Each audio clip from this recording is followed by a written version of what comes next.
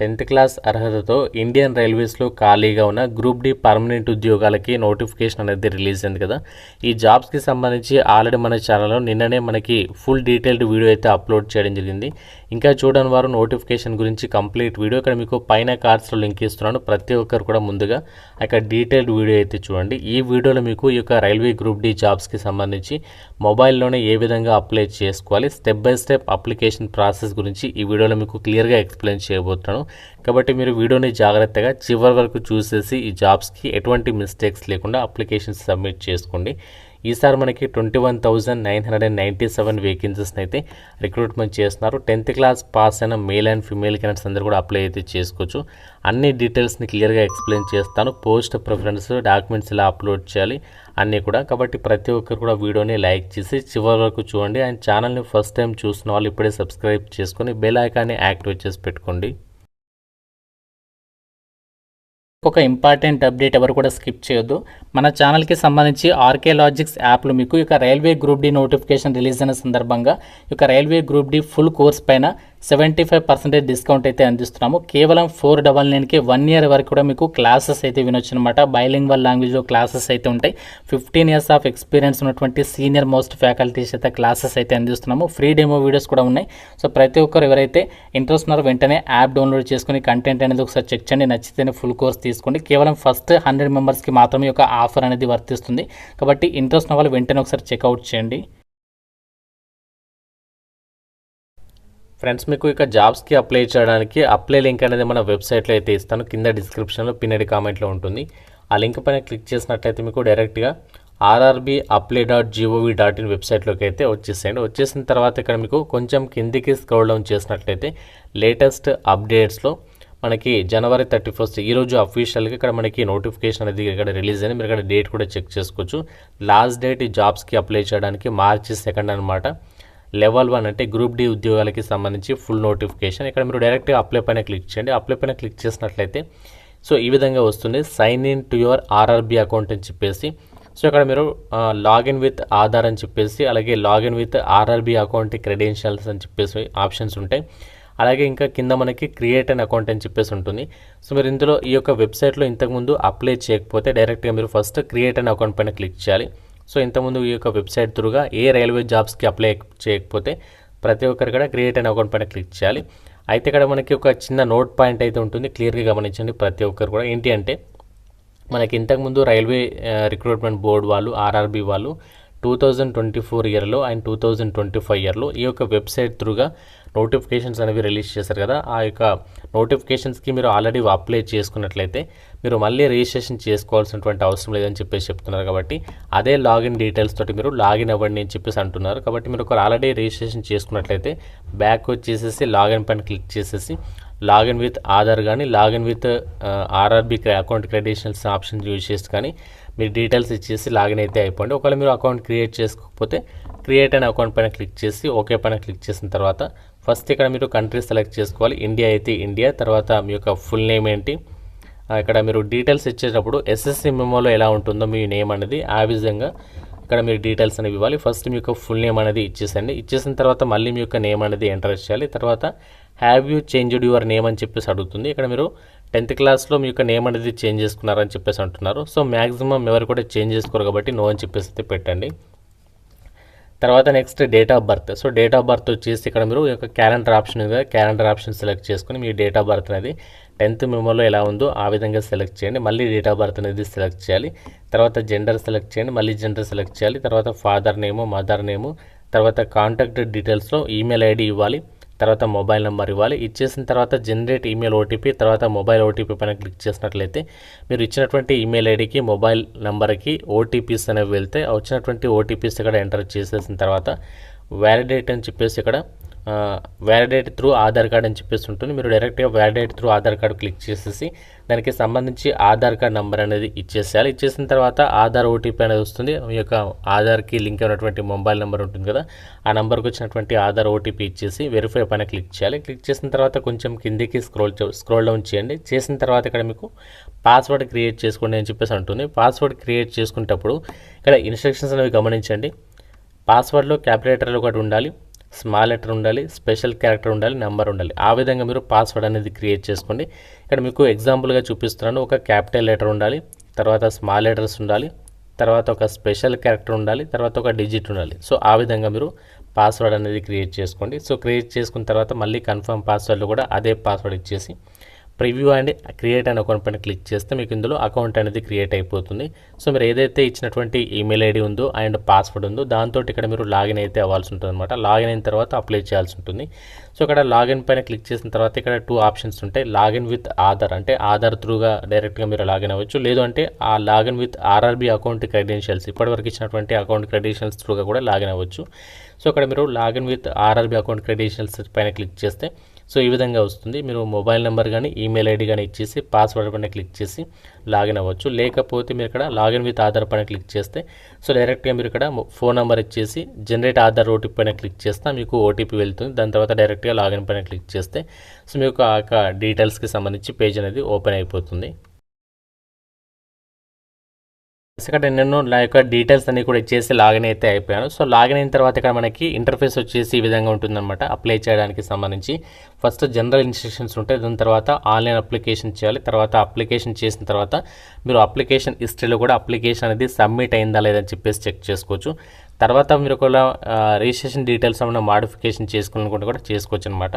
కొంచెం ఇంకా మీరు కిందికి స్క్రోల్ డౌన్ చేసినట్లయితే ఇక్కడ మనకి అకౌంట్ వెరిఫైడ్ విత్ ఆధార్ అని చెప్పేసి రావాలి. ప్రతి ఒక్కరికి కూడా మీరు ఇక్కడ అకౌంట్ అనేది ఆధార్తో ఓటీపీ ఇస్తారు కాబట్టి వెరిఫైడ్ అయితే అయిపోతుంది. తర్వాత కంప్లీట్గా ఇన్స్ట్రక్షన్స్ ఒకసారి క్లియర్గా చదవండి, నోటిఫికేషన్ ఒకసారి క్లియర్గా చదవండి. చదివిన తర్వాతనే ఆన్లైన్ అప్లై చేయండి. అలా అప్లై చేస్తే ఎటువంటి మిస్టేక్స్ అయితే కావని చెప్పేసి క్లియర్గా చెప్తారు.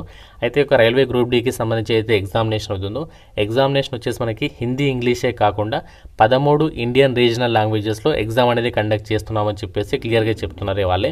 కాబట్టి మన తెలుగు లాంగ్వేజ్లో కూడా మీరు ఎగ్జామినేషన్ అనేది రాసుకోవచ్చు. అండ్ ఇక్కడ మీరు అప్లై చేసేటప్పుడు ఏదైతే మీరు డీటెయిల్స్ ఇస్తారో ఫస్ట్ మీరు ప్రివ్యూ ఫామ్ అనేది క్లియర్గా చూసుకోండి. ప్రివ్యూ ఫామ్ అనేది క్లియర్గా చూసుకున్న తర్వాత అందులో ఎలాంటి మిస్టేక్స్ లేకుండానే ఫైనల్ సబ్మిషన్ అనేది చేయండి. అండ్ మీరు ఎగ్జామినేషన్ ఫీజు అనేది పే చేస్తే మాత్రమే మీరు అప్లికేషన్ అనేది కంప్లీట్ అయితే అయిపోతుంది. ఒకవేళ మీరు ఎగ్జామినేషన్ అనేది ఫీ పే చేయకుండా మీ యొక్క అప్లికేషన్ అనేది సబ్మిట్ అయితే కాదు. మీరు అప్లికేషన్కి సంబంధించి సబ్మిట్ అయిన తర్వాత దానికి సంబంధించి ఈమెయిల్ అలాగే ఎస్ఎంఎస్ అనేది వస్తుంది అని చెప్పేసి క్లియర్గా అయితే చెప్తున్నారు. ఒకవేళ మీరు ఫీ పే చేయకుండా మీ అప్లికేషన్ అనేది రిజెక్ట్ అవుతుందని చెప్పేసి క్లియర్గా చెప్తున్నారు. కాబట్టి ఇప్పుడు మీరు డైరెక్ట్గా అన్ని డీటెయిల్స్ ఇచ్చేసిన తర్వాత ఆన్లైన్ అప్లికేషన్ పైన క్లిక్ చేయాలి. క్లిక్ చేసిన తర్వాత మనకి ఈ విధంగా వస్తుందన్నమాట. సో ప్రజెంట్ మనకి రైల్వే జాబ్స్కి సంబంధించి అప్లై చేయడానికి అవైలబుల్ ఉన్నటువంటి నోటిఫికేషన్ వచ్చేసి level 1 7th CPC pay matrix centralised employment notification number 09/2025 అని చెప్పేసి ఉంటుంది. ఇక్కడ కన్ఫ్యూజ్ అయితే అవ్వదు, మనకి 2025కి సంబంధించి నోటిఫికేషన్ ఇది కాకుండా మనకి లేట్గా అయితే రిలీజ్ అయింది కాబట్టి ఇప్పుడు మనకి రిలీజ్ అనేది చేశారు. 2026లో మళ్ళీ మనకి గ్రూప్ డి నోటిఫికేషన్ అనేది రాబోతుంది. ఆల్రెడీ నేను ఇంతకుముందు ప్రీవియస్ వీడియోస్లో కూడా చెప్పాను. సో దీనికి సంబంధించి ఇంపార్టెంట్ డేట్స్ని చూడండి. 31st జనవరి అంటే ఈ రోజు నుంచి స్టార్ట్ అవుతుంది ఆన్లైన్ అప్లికేషన్. లాస్ట్ డేట్ వచ్చేసి March 2 అనమాట. ఇక్కడ మీరు జోన్ ఆప్షన్ అనేది సెలెక్ట్ చేసుకోవాలి. మనకి ఏ జోన్లలో రైల్వే జాబ్స్కి సంబంధించి గ్రూప్ డి వేకెన్సీస్ని రిక్రూట్మెంట్ చేస్తున్నారు మీరు ఇక్కడ జోన్స్కి సంబంధించి లిస్ట్ ఉంటుంది. మీరు ఏ జోన్కైనా అప్లై చేసుకోవచ్చు, కాకుంటే ఏదైనా ఒక జోన్కి మాత్రమే అప్లై చేసుకోవడానికి ఛాన్స్ అనేది ఉంటుంది.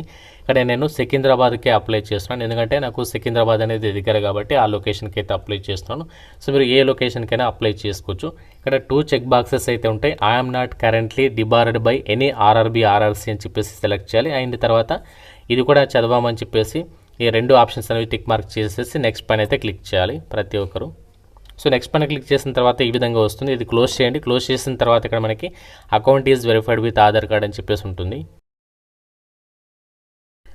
నెక్స్ట్ మనకి మీరు ఇప్పటివరకు ఇచ్చినటువంటి డీటెయిల్స్ పర్సనల్ డీటెయిల్స్ చూపిస్తుంది. కొంచెం కిందికి స్క్రోల్ డౌన్ చేసినట్లయితే ఇక్కడ మనకి కొన్ని డీటెయిల్స్ అయితే ఇవ్వాల్సి ఉంటుంది. Marital status. So marital status అంటే ఏం లేదు, మీరు మ్యారీడా అన్మ్యారీడా సెలెక్ట్ చేసుకోవాలి. సో ఇక్కడ నేను అన్మ్యారీడ్ కాబట్టి అన్మ్యారీడ్ పెడుతున్నాను. తర్వాత రిలీజియన్. సో రిలీజియన్ దగ్గర మీరు హిందూవా ముస్లిమా క్రిస్టియనా ఏదైతే అది సెలెక్ట్ చేసుకోండి. సో నేను ఇక్కడ హిందూ కాబట్టి హిందూ పెట్టాను. తర్వాత mother tongue. So mother tongue వచ్చేసి మీ మదర్ టంగ్ ఏంటి? సో మోస్ట్లీ అనేది తెలుగు ఉంటుంది కాబట్టి తెలుగు అని చెప్పేసి ఇక్కడ ఉంటుంది. కొంచెం కిందికి స్క్రోల్ చేసి తెలుగు పెట్టండి. తర్వాత choice of language for examination. ఇది చాలా ఇంపార్టెంట్. సో మీరు ఒకవేళ ఇంగ్లీష్కి సంబంధించి మీడియం కాదు, మేము తెలుగు మీడియం అనుకుంటే సో సింపుల్గా తెలుగు మీడియం అని చెప్పేసి ఇక్కడ తెలుగు ఉంటుంది, తెలుగు పెట్టుకోండి. లేదు మేము ఇంగ్లీష్ మీడియం స్టూడెంట్స్ అనుకుంటే ఇంగ్లీష్ పెట్టుకోండి. సో తర్వాత నెక్స్ట్ ఏంటి అంటే permanent visible mark of identification 1 అలాగే 2 అని చెప్పేసి ఇక్కడ ఉన్నాయి కదా.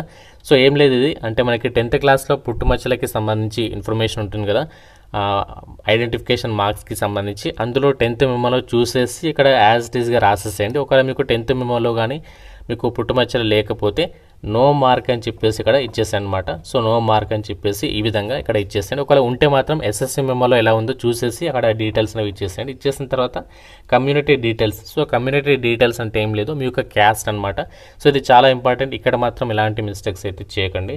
సెలెక్ట్ పైన క్లిక్ చేయండి. క్లిక్ చేసిన తర్వాత మనకి అన్రిజర్వ్డ్ అని చెప్పేసి ఉంటుంది. Unreserved, SC, ST, OBC, EWS అని చెప్పేసి ఆప్షన్స్ ఉంటాయి. మీరు ఏ క్యాస్ట్ అయితే క్యాస్ట్ సెలెక్ట్ చేసుకోండి. బీసీ వాళ్ళైతే అదర్ బ్యాక్వర్డ్ క్లాసెస్ అని సెలెక్ట్ చేసుకోవాలి. సో సెలెక్ట్ చేసిన తర్వాత ఈ విధంగా వస్తుంది. ఐ అండర్స్టాండ్ అండ్ అగ్రీ పైన క్లిక్ చేసిన తర్వాత దాని తర్వాత మళ్ళీ ఇక్కడ మీరు ఏం చేయాలంటే ఓబీసీ నాన్ క్రీమీ లేయర్ అలాగే క్రీమీ లేయర్ అని చెప్పేసి ఉంటుంది. ఓబీసీ మీకు రిజర్వేషన్స్ వర్తించాలంటే ఓబీసీ నాన్ క్రిమినల్ అని చెప్పి సెలెక్ట్ చేసేసి ఐ అండర్స్టాండ్ అండ్ అగ్రీ పైన క్లిక్ చేసిన తర్వాత దానికి సంబంధించి క్యాస్ట్ సర్టిఫికేట్ ఉంటుంది కదా, సెంట్రల్ ఫార్మాట్కి సంబంధించి ఓబీసీది, ఆ యొక్క ఓబీసీకి సంబంధించి నేమ్ అండ్ తర్వాత దానికి సంబంధించి సర్టిఫికేట్ నెంబర్, దానికి సంబంధించినటువంటి డీటెయిల్స్, ఇష్యూ అనేది ఎవరు చేస్తారో ఆ యొక్క కమ్యూనిటీ సర్టిఫికేట్, దానికి సంబంధించి డేట్ అనేది ఎప్పుడు ఇష్యూ చేస్తారో ఆ డీటెయిల్స్ అనేవి ఇవ్వాల్సి ఉంటుంది. ఒకవేళ మీరు జనరల్ క్యాండిడేట్స్ అయితే అన్రిజర్వ్డ్ అని చెప్పేసి పెట్టాలి. తర్వాత నెక్స్ట్ ఇక్కడ ఏంటి అంటే ఒకవేళ మీరు ఎస్సీ వాళ్ళైతే ఎస్సీ సెలెక్ట్ చేసిన తర్వాత ఐ అండర్స్టాండ్ అగ్రీ పైన క్లిక్ చేసిన తర్వాత నెక్స్ట్ ఇక్కడ మీరు ఏంటి అంటే మీకు క్యాస్ట్ నేమ్ అనేది ఇవ్వాలి, క్యాస్ట్ సర్టిఫికేట్ నెంబర్ ఇవ్వాలి. తర్వాత సో నెక్స్ట్ ఇక్కడ ఏంటి అంటే కమ్యూనిటీ సర్టిఫికేట్ ఇష్యూయింగ్ అథారిటీ అని చెప్పేసి ఉంటుంది. దీనిపైన క్లిక్ చేస్తే ఆ సర్టిఫికేట్ అనేది ఎవరు ఇష్యూ చేస్తారు, సో దానికి సంబంధించి revenue officers not below the rank of తహసీల్దారా లేకుంటే అది ఎవరు ఇష్యూ చేస్తారో వాళ్ళకి సంబంధించినటువంటి డీటెయిల్స్ అనేవి ఇచ్చేసేయాలి. సో ఇచ్చేసిన తర్వాత నెక్స్ట్ ఏంటి అంటే ఏ స్టేట్లో ఇష్యూ చేస్తారు, దానికి సంబంధించి డేట్ ఏ రోజు ఇష్యూ చేస్తారు, అండ్ మీకు ఒక ఎస్సీ ఎస్టీ వాళ్ళైతే మీకు ఫ్రీగా రైల్వే ట్రావెల్ పాస్ కూడా ఎగ్జామినేషన్కి అటెండ్ అవ్వడానికి ఇస్తున్నారు. మీకు ఒకవేళ అది కావాలనుకుంటే మీరు రైల్వేకి సంబంధించి ఎగ్జామ్ రాసేటప్పుడు మీకు ఫ్రీగా ట్రావెల్ ఛార్జెస్కి సంబంధించి కావాలనుకుంటే ఎస్ సెలెక్ట్ చేసుకోవాలి. సో ఎస్ సెలెక్ట్ చేసేసి దానికి సంబంధించి నియరెస్ట్ రైల్వే స్టేషన్ సెలెక్ట్ చేసేసి డాక్యుమెంట్ కూడా క్యాస్ట్ సర్టిఫికేట్ కూడా అప్లోడ్ చేయాలి. దానికి సంబంధించి ఫార్మాట్స్ అన్నీ కూడా అఫీషియల్ వెబ్సైట్లో rrbapply.gov.in వెబ్సైట్లో అందుబాటులోనే, అక్కడ నుంచి వెళ్ళి మీరు డౌన్లోడ్ అయితే చేసుకోవచ్చు అనమాట. సో ఈ విధంగా మీరు క్యాస్ట్ దగ్గర ఎలాంటి మిస్టేక్స్ అయితే చేయకండి.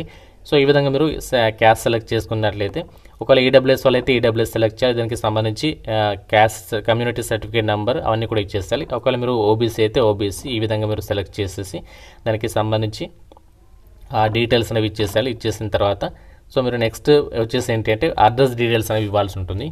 అడ్రస్ డీటెయిల్స్ వచ్చేసి ఫస్ట్ ఏంటి అంటే మీరు స్టేట్ అనేది సెలెక్ట్ చేసుకోవాలి. తర్వాత మీ యొక్క డిస్ట్రిక్ట్ ఏంటి, తర్వాత మీ యొక్క అడ్రస్ వచ్చేసి హౌస్ నెంబర్తో సహా ఏ కాలనీలో ఉంటున్నారు దానికి సంబంధించి ఫుల్ అడ్రస్ అనేది ఇవ్వాలి. తర్వాత present nearest city or major town అనేది ఇచ్చేసి తర్వాత పిన్ కోడ్ అనేది ఇచ్చేసి తర్వాత మీరు ఒకవేళ ప్రజెంట్ అడ్రస్ పర్మనెంట్ అడ్రస్ ఒకటి అన్నట్లయితే ఒక చెక్ బాక్స్ టిక్ చేస్తే మీరు ఇచ్చినటువంటి డీటెయిల్స్ అన్ని కూడా ఇక్కడ రావడం జరుగుతుంది. ఒకవేళ మీరు ప్రజెంట్ అడ్రస్ పర్మనెంట్ అడ్రస్ ఒకటి కాకపోతే ఆ పర్మనెంట్ అడ్రస్కి సంబంధించినటువంటి డీటెయిల్స్ని కూడా ఇక్కడ ఇచ్చేసాలి. ఇచ్చేసిన తర్వాత నెక్స్ట్ ఏంటి అంటే సేవ్ పైన క్లిక్ చేసిన తర్వాత నెక్స్ట్ పైన అయితే క్లిక్ చేయాల్సి ఉంటుంది. నెక్స్ట్ మీరు సేవ్ అండ్ నెక్స్ట్ పైన క్లిక్ చేసిన తర్వాత ఇక్కడ మనకి కేటగిరీ డీటెయిల్స్ అని చెప్పేసి ఎక్స్ సర్వీస్మెన్ డీటెయిల్స్ అని చెప్పేసి అడుగుతుంది. మీరు ఒకవేళ ఎక్స్ సర్వీస్మెన్ అభ్యర్థి అయితే ఎస్ సెలెక్ట్ చేయాలి, లేకుంటే నో అని చెప్పేసి అలాగే ఉంచండి. తర్వాత person with bench mark disability అంటే మీరు అంగవైకల్యం కలిగినటువంటి అభ్యర్థి అయితే ఇది ఎస్ పెట్టాలి, లేకుంటే అలాగే నో అని చెప్పేసి ఉంచేసేయండి. నెక్స్ట్ ఇక్కడ ఏంటంటే స్క్రైబ్ డీటెయిల్స్ అని చెప్పేసి ఉంటుంది, ఇది కూడా మనకు అవసరం లేదు, అది నో అని చెప్పేసి ఉంచేసేయండి. తర్వాత ఎకనామికల్లీ బ్యాక్వర్డ్ క్లాసెస్కి సంబంధించి ఆప్షన్ ఉంటుంది, ఇది మనకి అవసరం లేదు, ఇది కూడా నో అని చెప్పేసి అలాగే ఉంచేసేయండి. తర్వాత details of serving railway applicant. So మీరు ఆల్రెడీ ఇండియన్ రైల్వేస్లో వర్క్ చేస్తూ ఉన్నట్లయితే, వర్క్ చేస్తూ ఈ జాబ్స్కి అప్లై చేస్తున్నట్లయితే ఇది ఎస్ సెలెక్ట్ చేయాలి. ఒకవేళ మీరు ఆల్రెడీ ఇండియన్ రైల్వేస్లో ఎంప్లాయ్ కాకుండా నార్మల్గా అన్ఎంప్లాయ్ అయితే ఇది మీరు నో అని చెప్పేసి అలాగే ఉంచేస్తారనమాట. సో తర్వాత నెక్స్ట్ ఏంటంటే కరెంట్ ఎంప్లాయ్మెంట్ డీటెయిల్స్. సో ఇక్కడ నార్మల్గా రైల్వే ఎంప్లాయ్ కాకుండా అదర్ ఇంకా మీరు వేరే డిపార్ట్మెంట్లో జాబ్ చేస్తున్నట్లయితే సో దానికి సంబంధించి మీరు ఏ విభాగంలో జాబ్ చేస్తున్నట్టే సెంట్రల్ గవర్నమెంట్లోనా స్టేట్ గవర్నమెంట్లోనా పిఎస్యు పబ్లిక్ సెక్టర్ అండర్టేకింగ్లోనే చెప్పేసి ఉంటుంది. సో మీరు ఇక్కడ నార్మల్గా స్టూడెంట్ అయి ఉంటే చదువుతున్నట్లయితే నార్మల్గా జాబ్స్కి ప్రిపేర్ అవుతున్నట్లయితే నాట్ అప్లికేబుల్ అని చెప్పేసి పెట్టాలి. లేదు మీరు ఆల్రెడీ గవర్నమెంట్లో వర్క్ చేస్తున్నట్లయితే స్టేట్ గవర్నమెంట్ అయితే state government employee, central government అయితే సెంట్రల్ గవర్నమెంట్ ఆప్షన్ సెలెక్ట్ చేసుకోవాలన్నమాట. తర్వాత details of course completed act apprentice, ఇది చాలా ఇంపార్టెంట్, ఎవరు కూడా ఇక్కడ మిస్టేక్స్ అయితే చేయొద్దు. అంటే 10th క్లాస్ తర్వాత కానీ 10th తర్వాత ఐటీఐ తర్వాత కానీ ఎవరైతే అప్రెంటిస్షిప్ ట్రైనింగ్ అనేది కంప్లీట్ చేసినటువంటి వాళ్ళు ఉంటారో సో వాళ్ళు కంపల్సరీ ఇక్కడ ఎస్ అని చెప్పేసి సెలెక్ట్ చేయాలి. లేదు మీరు ఒక అప్రెంటిస్షిప్ చేయకుండా నార్మల్గా 10th తరగతితో అప్లై చేసినట్లయితే ఇది నో అని చెప్పేసి పెట్టాలి. ఒకవేళ ఎస్ పెడితే ఏంటంటే మీకు బెనిఫిట్ ఏంటి అంటే మీరు CCAకి సంబంధించి సపరేట్ వేకెన్సీస్ అనేవి కేటాయించి వాటికి ఎలిజిబుల్ అయితే అవుతారనమాట. సో ఇక్కడ మీరు ఎస్ సెలెక్ట్ చేస్తే ఏంటంటే ఏ ట్రేడ్లో మీరు దానికి సంబంధించి కంప్లీట్ చేస్తారో అది సెలెక్ట్ చేసుకోవాలి. సో సెలెక్ట్ చేసుకున్న తర్వాత నెక్స్ట్ దానికి సంబంధించి ఆ ట్రైనింగ్ అనేది ఎప్పుడు స్టార్ట్ అయింది, ఎప్పటి వరకు ఉంది, దానికి సంబంధించి డ్యూరేషన్ ఎంత, ట్రైనింగ్ రిజల్ట్స్ అనేవి డిక్లేర్ చేస్తారా లేకుంటే పెండింగ్లో ఉన్నాయా, ఆ డీటెయిల్స్ ఒకవేళ రిజల్ట్స్ డిక్లేర్ చేస్తే నంబర్ ఏంటి, డేట్ అనేది అవన్నీ కూడా ఇవ్వాల్సి ఉంటుంది. లేకపోతే నో పెడితే ఇవన్నీ ఇవ్వాల్సినటువంటి అవసరం లేదు. నెక్స్ట్ ఇక్కడ మీరు ఏంటి అంటే కొంచెం కిందికి స్క్రోల్ డౌన్ చేసినట్లయితే ఇక్కడ మీకు bank details for refund of fee అని చెప్పేసి ఒక ఆప్షన్ ఉంటుంది. అంటే మీరు ఎగ్జామినేషన్ ప్రతి ఒక్క కేటగిరీ వాళ్ళు ఎవరైనా సరే ఎగ్జామినేషన్కి సంబంధించి మనకి ఫీజు అనేది రీఫండ్ చేస్తున్నారు కదా. సో ఫీజు రీఫండ్ మీకు కావాలనుకుంటే మీ యొక్క బ్యాంక్ అకౌంట్ నేమ్ ఏంటి, దానికి సంబంధించి ఫీ అనేది రీఫండ్ చేయడానికి సంబంధించి ఆ యొక్క బ్యాంక్ అకౌంట్ నెంబర్ ఏంటి అండ్ బ్యాంక్ అకౌంట్ నేమ్, ఆ బ్యాంక్కి సంబంధించి IFSC కోడ్ అనేది ఇక్కడ ప్రాపర్గా అయితే ఇవ్వాల్సి ఉంటుంది. చాలామంది ఇక్కడ మిస్టేక్స్ అయితే చేస్తున్నారు. ఏంటి అంటే బయట నెట్ సెంటర్లో అప్లై చేస్తున్నారు కదా, నెట్ సెంటర్లో అప్లై చేసేటప్పుడు మీ యొక్క అకౌంట్ నెంబర్ అనేది ఇవ్వండి. ఒకవేళ మీరు వాళ్ళది ఇస్తే మాత్రం వాళ్ళకే అమౌంట్ అనేది రీఫండ్ అయితే వస్తాయన్నమాట. సో మీకు రావు. చాలామంది ఈ డౌట్ అయితే అడుగుతున్నారు, నేను అప్లై చేస్తాను కానీ నాకు అమౌంట్ రీఫండ్ రాలేదని చెప్పేసి. అంటే మీ డీటెయిల్స్, మీ బ్యాంక్ డీటెయిల్స్ ఇస్తే మీ బ్యాంక్కే అకౌంట్ అనేది క్రెడిట్ అవుతుంది. మీరు నెట్ సెంటర్లో అప్లై చేస్తే ఒకవేళ మీరు వాళ్ళు అకౌంట్ నెంబర్ ఇస్తే వాళ్ళకి అమౌంట్ అనేది వస్తుంది అనమాట. కాబట్టి ఇక్కడ జాగ్రత్తగా గమనించండి. బ్యాంక్ డీటెయిల్స్కి సంబంధించి ఇక్కడ మీరు ఎగ్జామినేషన్ ఫీజు రీఫండ్ కావాలనుకుంటే మాత్రం మీ నేమ్ అండ్ మీకు దీనికి సంబంధించి ఆ యొక్క అకౌంట్ నెంబర్ అవన్నీ కూడా ఇవ్వాలి. ఒకవేళ మీ పేరు పైన బ్యాంక్ అకౌంట్ లేకుంటే మీ ఇంట్లో వాళ్ళు ఎవరైనా ఇవ్వచ్చు, ఎలాంటి ప్రాబ్లం అయితే లేదు. ఇచ్చేసిన తర్వాత నెక్స్ట్ సేవ్ పైన క్లిక్ చేసిన తర్వాత నెక్స్ట్ పైన అయితే క్లిక్ చేయాలి. మనకి నెక్స్ట్ పేజ్ వచ్చేసి మనకి 10th క్లాస్కి సంబంధించి డీటెయిల్స్ ఇవ్వడానికి సంబంధించి పేజ్ అనేది ఓపెన్ అయితే అయిపోతుంది అనమాట. సో ఓపెన్ అయిన తర్వాత ఇక్కడ మనకి దీనికి సంబంధించి ఫస్ట్ క్వాలిఫికేషన్ టైప్ దగ్గర మీరు ఇక్కడ 10th క్లాస్కి సంబంధించి రూల్ నెంబర్, తర్వాత సర్టిఫికేట్లో మనకి 10th మెమో ఉంటుంది కదా, 10th మెమో పక్కన ఇక్కడ లెఫ్ట్ సైడ్లో సర్టిఫికేట్ నెంబర్ ఉంటుంది కదా, ఆ నెంబర్ అనేది జాగ్రత్తగా చూసేస్తే నెంబర్ అనేది ఇవ్వాలి. తర్వాత దానికి సంబంధించి ఏ స్టేట్లో చదివారు, దానికి సంబంధించి డిస్ట్రిక్ట్ ఏంటి అండ్ ఏ బోర్డులో చదివారు, దానికి సంబంధించి ఏ ఇయర్లో పాస్ అయ్యారు, అన్ని డీటెయిల్స్ అనేవి ఇవ్వాలన్నమాట. సో ఇచ్చేసిన తర్వాత ఒకవేళ మీరు 10th పాటు ఐటీఐ కనుక చేస్తే సో ఇక్కడ క్వాలిఫికేషన్ బటన్ పైన సెలెక్ట్ చేసేసి ఐటీఐ డీటెయిల్స్ కూడా ఇవ్వచ్చు అనమాట. సో లేదా మీరు 10th పాటు అప్రెంటిస్షిప్ చేస్తే అప్రెంటిస్షిప్కి సంబంధించినటువంటి డీటెయిల్స్ NEC అని చెప్పి సెలెక్ట్ చేసేసి ఆ ట్రేడ్, స్టేట్ అవన్నీ కూడా ఇచ్చేసి సర్టిఫికేట్ అనేది ఎవరు ఇష్యూ చేస్తారో నంబర్ ఏంటి అవన్నీ కూడా ఇచ్చేస్తారు. ఒకవేళ మీరు ఓన్లీ 10th చదివితే ఇవన్నీ కూడా ఇవ్వాల్సినటువంటి అవసరం లేదు, డైరెక్ట్ సెలెక్ట్ పైన క్లిక్ చేస్తే సరిపోతుంది. సో ఫస్ట్ మీరు 10th డీటెయిల్స్ ఇచ్చేస్తే సరిపోతుంది. తర్వాత డైరెక్ట్గా మీరు నెక్స్ట్ పైన అయితే క్లిక్ చేసేయాలి. ఫ్రెండ్స్ మనకి నెక్స్ట్ పేజ్ వచ్చేసి ఏంటి అంటే మనకి ఇక్కడ ఫోటోగ్రాఫ్కి సంబంధించి అప్లోడ్ చేయడానికి సంబంధించి పేజ్ అనేది ఓపెన్ అయిపోతుంది. Applicants colour passport size photograph అని చెప్పేసి ఇక్కడ మనకు ఉంటుంది. అయితే మీరు ఇక్కడ ఫోటో అనేది అప్లోడ్ చేసేటప్పుడు అది నాన్ వైట్ కలర్లో ఉండాలి అని చెప్పేసి చెప్తాను. అంటే మీరు వైట్ కలర్లో ఉన్నటువంటి డ్రెస్ పైన మనకు ఫోటో అప్లోడ్ చేస్తే అది మనకి తీసుకోదన్నమాట. కాబట్టి బ్యాక్గ్రౌండ్కి తగ్గట్టుగా కాంట్రాస్ట్ అనేది మెయింటైన్ చేస్తుండే విధంగా డార్క్ కలర్లో మీరు ఫోటో దిగి అప్లోడ్ చేయడానికి ప్రిఫర్ చేయండి అని చెప్పేసి చెప్తున్నారు. అలాగే మంచి గుడ్ లైట్ కండిషన్లో ఉండాలి ఫోటోకి సంబంధించి. బ్యాక్గ్రౌండ్ కూడా ఎటువంటి అంటే ప్లెయిన్గా ఉండాలి కానీ ఎటువంటి ఇట్లా బ్లర్గా ఉండడం అలాంటివి అయితే ఉండదు అని చెప్పేసి చెప్తున్నారు. సో ఏ విధంగా చూసుకోండి. సో డైరెక్ట్గా మీరు ఏంటి అంటే క్యాప్చర్ అనేది చేయాల్సి ఉంటుంది, లైవ్ ఇమేజ్ అనేది. సో ఇమేజ్ అనేది లైవ్గా క్యాప్చర్ చేసేసి అప్లోడ్ చేయాలి. లేదు అంటే మీరు ఇక్కడ డైరెక్ట్గా capture live image from mobile 2 options ఉంటాయి. మీరు డైరెక్ట్గా capture live image option use చేసి డైరెక్ట్గా అప్లోడ్ చేయొచ్చు, లేదంటే మొబైల్ త్రూగా కూడా అప్లోడ్ అయితే చేయొచ్చు అనమాట. సో నెక్స్ట్ ఇక్కడ సిగ్నేచర్కి సంబంధించి మాత్రం ఫైల్ సైజ్ అనేది గుర్తుపెట్టుకోండి. సిగ్నేచర్ ఫైల్ సైజ్ వచ్చేసి ఏంటి అంటే మనకి సిగ్నేచర్ డాక్యుమెంట్ ఫైల్ సైజ్ అనేది 30 నుంచి 49 KB లోపు అయితే ఉండాలని చెప్పేసి అయితే చెప్తున్నారు. అది కూడా JPEG లేదా JPG ఫార్మాట్లో ఉండాలని చెప్పేసి క్లియర్గా చెప్తున్నారు. అలాగే అది క్యాపిటల్ లెటర్లో అయితే ఉండదంట. సో మనకి నార్మల్గా సిగ్నేచర్ అనేది ఎలా ఫార్మాట్లో ఉంటుందో ఆ విధంగా ఉండే విధంగా చూసుకోండి. తర్వాత ఇక్కడ చెక్ బాక్స్ అనేది టిక్ చేయాలి. డాక్యుమెంట్ అనేది బ్రౌజ్ పైన క్లిక్ చేసి ఇక్కడ అప్లోడ్ అయితే చేయాలి. చేసిన తర్వాత చెక్ బాక్స్ టిక్ చేసేసిన తర్వాత ఇక్కడ సేవ్ పైన క్లిక్ చేసిన తర్వాత నెక్స్ట్ పైన క్లిక్ చేయాలి. అలాగే మీరు ఫోటో కూడా అప్లోడ్ చేయాలి. సో అప్లోడ్ చేసిన తర్వాత ఇవన్నీ కూడా చేసేసి నెక్స్ట్ పైన క్లిక్ చేయాల్సి ఉంటుంది. మీరు ఫోటోగ్రాఫ్ అనేది అప్లోడ్ చేసేటప్పుడు చాలామందికి ఏం జరుగుతుందంటే లైవ్ ఇమేజ్ అనేది అప్లోడ్ చేసేటప్పుడు చాలామందికి అంత ఈజీగా రాదనమాట, అంటే తొందరగా ముందడికి వెళ్ళదు. ఒకవేళ అలా అవుతుంది అనుకుంటే ఏం చేయాలంటే నెక్స్ట్ ఇక్కడ capture live image from mobile option select చేసుకోండి. సెలెక్ట్ చేసుకున్న తర్వాత మీకు క్యూఆర్ కోడ్ వస్తుంది. క్యూఆర్ కోడ్ వచ్చిన తర్వాత ఏం చేయాలంటే సింపుల్గా మీరు ఈ యొక్క క్యూఆర్ కోడ్ని వేరే మొబైల్ తోటి స్కాన్ చేయండి. స్కాన్ చేస్తే మీకు డైరెక్ట్గా ఒక వెబ్సైట్ ఓపెన్ అవుతుంది. అందులో మీరు డైరెక్ట్గా మీ యొక్క ఫోన్ ద్వారా డైరెక్ట్గా ఫోటో అనేది అప్లోడ్ చేసేయచ్చు. సో అలా కూడా చేసేసేయండి. నేను ఫోటో అండ్ సిగ్నేచర్ అనేది అప్లోడ్ అయితే చేసేసాను. సో చేసేసిన తర్వాత నెక్స్ట్ ఇక్కడ సేవ్ పైన అయితే క్లిక్ చేస్తున్నాను. సో సేవ్ పైన క్లిక్ చేసిన తర్వాత ఈ విధంగా రావాలి. Profile photo and signature updated successful అని చెప్పేసి వచ్చేసింది. తర్వాత నెక్స్ట్ పైన అయితే క్లిక్ చేయాలి. సో నెక్స్ట్ పైన క్లిక్ చేసిన తర్వాత మనకి ఈ విధంగా వస్తుందన్నమాట. సో ఏంటి అంటే ఇక్కడ మనకి ఇది చాలా ఇంపార్టెంట్. ఇక్కడ పోస్ట్ ప్రిఫరెన్స్ ఆర్డర్ అనేది ఇక్కడ మీరు సెలెక్ట్ చేసుకోవాలి. సో ఇక్కడ నేను చెప్పేటువంటి పోస్ట్ ప్రిఫరెన్స్ ఆర్డర్ని మీరు ఫాలో అయ్యే ప్రయత్నం చేయండి. సెంట్రలైజ్డ్ ఎంప్లాయ్మెంట్ నోటిఫికేషన్ నెంబర్ ఇక్కడ చూపిస్తుంది. అలాగే మీరు ఏ రైల్వే జోన్ని సెలెక్ట్ చేసుకున్నారో ఆ యొక్క రైల్వే జోన్ అనేది ఇక్కడ ఉంటుంది. ఆర్ఆర్బీ ఇక్కడ నేను సికింద్రాబాద్ సెలెక్ట్ చేసుకున్నాను కాబట్టి సికింద్రాబాద్కి సంబంధించి ప్రజెంట్ అవైలబుల్లో ఉన్నటువంటి వేకెన్సీస్ డీటెయిల్స్ ఇవి. సో మీరు ఏ జోన్ సెలెక్ట్ చేసుకుంటే ఆ జోన్లో ఉన్నటువంటి వేకెన్సీస్ డీటెయిల్స్ అవి చూపిస్తాయి. ఇక్కడ మీరు ఎన్ని పోస్ట్ ప్రిఫరెన్స్ అనేది పెట్టుకోవచ్చు, ఎలాంటి ప్రాబ్లం అయితే లేదు. ఇది చాలా ఇంపార్టెంట్. ఎందుకంటే ఇక్కడ మనకి ఏ పోస్ట్కి ఎన్ని వేకెన్సీస్ ఉన్నాయి అన్నీ కూడా మనకి నోటిఫికేషన్లో క్లియర్గా ఇచ్చారు. ప్రాపర్గా ఒకసారి అనాలిసిస్ చేయండి. మీకు డీటెయిల్ అనాలిసిస్ చేసి ఒక వీడియో చేసిన ఏదో నార్మల్గా ఎట్టికి వీడియో అయితే చేయలేదు.